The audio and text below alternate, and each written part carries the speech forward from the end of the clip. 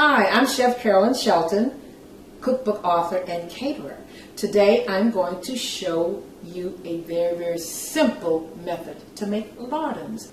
You know, you can purchase lardons, believe it or not, in the supermarket already cut for you.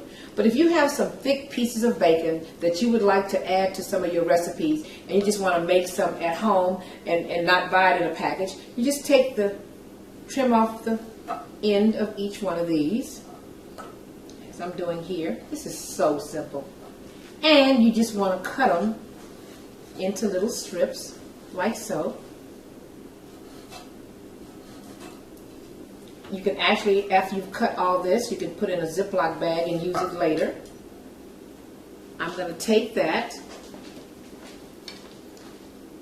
take in a skillet, saute it with a little onion, add it to my green beans, add it to my quiche, add it to many dishes. Very simple. This is a simple recipe for lardons. Lardons.